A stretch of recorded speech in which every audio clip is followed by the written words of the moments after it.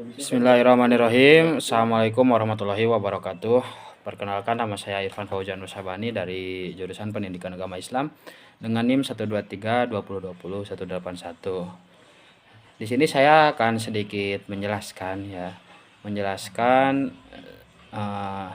yang bagian 2 gitu, rubrik yang untuk skill pada abad 21, lanjutan yang tugas yang kemarin ya. Nah, untuk tugas yang sekarang itu kita tuh menjelaskan tentang rubrik yang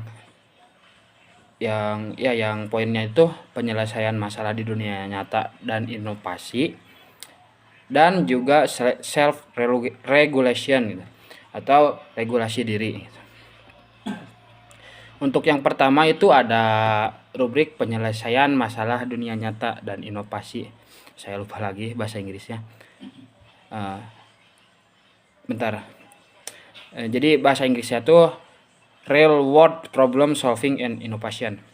Nah, di sini tuh di skill ini tuh menilai sejauh mana suatu kegiatan belajar menuntut siswa untuk melakukan pemecahan masalah dan juga menginovasi gitu.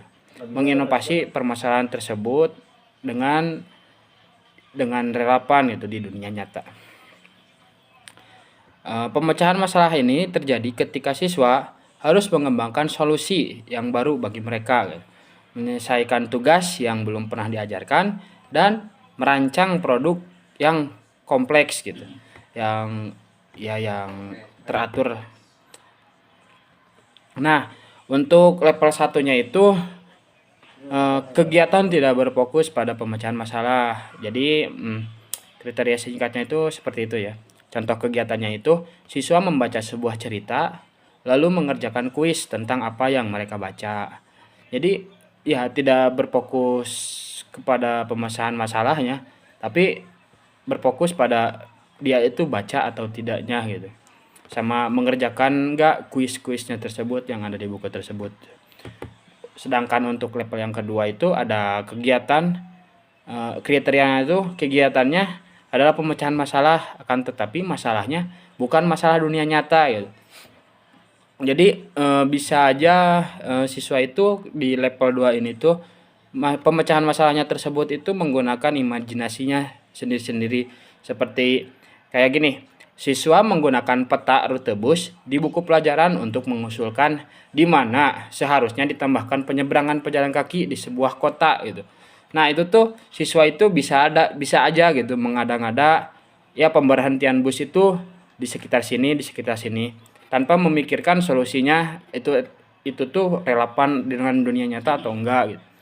Untuk level ketiga itu ada kriterianya sebagai berikut ya. Kegiatan adalah pemecahan masalah. Jadi di dalam level ketiga ini harus memecahkan masalah, dan masalahnya juga terdapat gitu di dunia nyata. Tetapi perlu digarisbawahi ya, dalam level 3 tersebut itu tidak menggunakan inovasi gitu. Siswa itu diajarkan untuk memecahkan masalah saja dengan masalahnya itu yang relevan dengan dunia nyata. Akan tetapi dia itu tidak diajarkan untuk melakukan inovasi gitu. Tuh. Contohnya itu kayak gini. Siswa menulis surat kepada Dewan Kota tentang ide penambahan penyeberangan pejalan kaki di kota mereka. Akan tetapi surat tersebut itu hanya diserahkan gitu. Hanya diserahkan itu kepada gurunya untuk dinilai. Nah, itu tuh suratnya itu enggak sampai kepada dewannya gitu. Akan tetapi sama gurunya tersebut itu dinilai.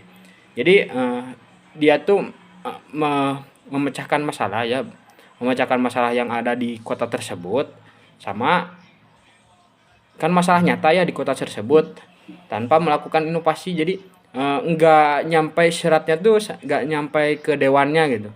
Akan tetapi ya ditilai sama gurunya. Untuk level 4 itu kriterianya itu ada pemecahan masalah dan masalahnya adalah masalah dunia nyata, dan siswa melakukan inovasi gitu.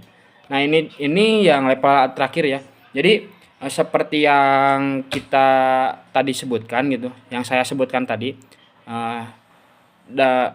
dalam pemecahan masalah itu siswa itu pemecahan masalahnya di dunia nyata dan juga dia itu melakukan inovasi. Nah, ini tuh termasuk level tertinggi. Contohnya itu siswa menulis surat kepada Dewan Kota tentang ide penambahan penyeberangan pejalan kaki di kota mereka dan juga mengirimkan surat tersebut kepada anggota dewan tersebut gitu. Nah, ini tuh udah mencapai aktualisasi gitu.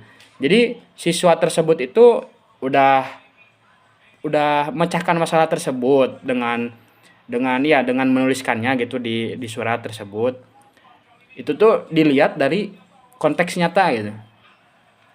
Serta surat tersebut itu disampaikan gitu sampai kepada dewan perwakilan yang ada di daerah tersebut. Begitu. Nah, untuk yang kedua itu ada rubrik self regulation atau regulasi diri. Rubrik ini mengukur sejauh mana siswa terlibat dalam mengelola dan mengontrol proses belajar mereka sendiri gitu. Nah, kegiatan ini tuh bersifatnya jangka panjang gitu. Sama siswa juga memiliki peluang untuk merencanakan pekerjaan mereka. Jadi siswa itu bisa membuat schedule mereka, menjadwalkan kapan mereka melakukan tersebut gitu. Dan juga siswa itu berkesempatan untuk merevisi ulang kegiatan yang akan dilakukan pada hari tersebut.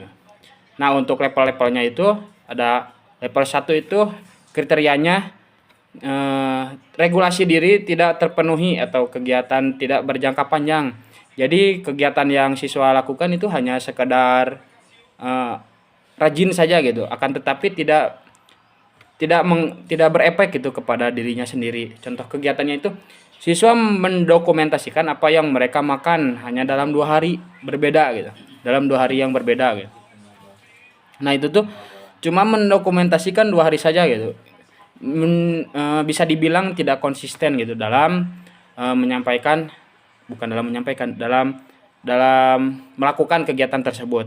Nah, untuk level kedua itu ada kriterianya berjangka panjang dan tujuannya diketahui, tetapi siswa tidak memiliki kesempatan untuk merencanakan pekerjaan mereka sendiri. Nah, ini tuh sifatnya tuh berjangka panjang, akan tetapi tidak gitu. Dia itu siswanya itu tidak merencanakan dulu gitu apa yang mau mereka kerjakan gitu. Jadi sekedar melakukannya saja gitu. Kayak misalnya tuh selama 2 minggu, contohnya selama 2 minggu siswa meneliti dan berdebat tentang perubahan iklim. Tetapi guru menugaskan peran tertentu gitu dan siswa juga mengikuti langkah-langkah yang ditentukan oleh guru gitu. Nah, ini tuh bisa dibilang bukan menurut ya, tapi mengikuti arahan guru tersebut gitu. Jadi kegiatannya itu berjangka panjang 2 minggu. Akan tetapi tujuannya itu dan tujuan diketahui, tetapi tidak memiliki kesempatan gitu dalam merencanakan karena yang merencanakannya itu gurunya tersebut gitu. Jadi kayak gitu. Untuk level yang selanjutnya itu kegiatannya berjangka panjang, tujuan diketahui dan memiliki kesempatan untuk merencanakan, tetapi siswa tidak memiliki kesempatan untuk merevisi. Nah, ini tuh udah sampai level 3 itu sampai pada tahap merencanakan gitu.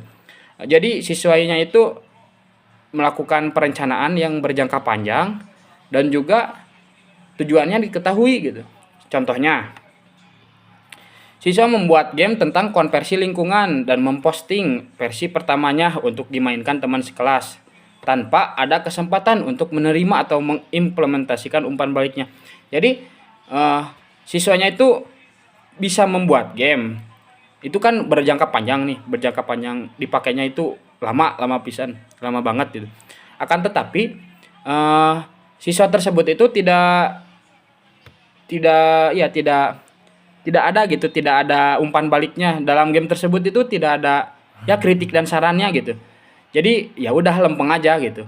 Nah, untuk level yang selanjutnya itu ada kegiatan berjangka panjang, tujuan diketahui dan siswa memiliki kesempatan untuk merencanakan serta merevisinya gitu. Nah, sekarang udah masuk. Jadi siswa itu udah merencanakan kegiatan yang bersifat jangka panjang, tujuannya udah ada dan juga dilakukannya berulang, revisinya ada juga. Contohnya itu kayak gini. Siswa membuat game tentang konversi lingkungan. Setelah mengembangkan versi beta, siswa bertukar game dengan pasangan dan memberikan umpan balik untuk memperbaiki game mereka sebelum menyerahkannya.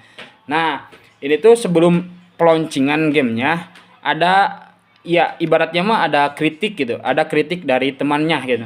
Jadi ketika siswanya itu membuat suatu game atau membuat suatu karya yang bersifatnya itu jangka panjang, yang bisa dipakai jangka panjang itu, tujuannya juga jelas gitu. Misalnya di sini mengembangkan gamenya itu tentang konservasi lingkungan. Nah, itu kan tujuannya udah jelas. Nah, ini udah direncanakan gitu dalam jauh-jauh hari. Jangkanya jangka panjang, tujuannya ada, sama nah tambahannya itu direvisi gitu. Jadi si siswanya itu eh, ngasih ke temennya untuk ya mengkritik gitu tentang game tersebut itu kurangnya itu di mana gitu. Eh jadi segitu saja ya yang bisa disampaikan dalam tugas ICT yang sekarang, yang ICT real world problem and innovation sama self regulation. Itu saja yang dapat saya pahami. Mohon maaf bila ada terdapat kesalahan. Bila taufiq wal hidayah. Wassalamualaikum warahmatullahi wabarakatuh.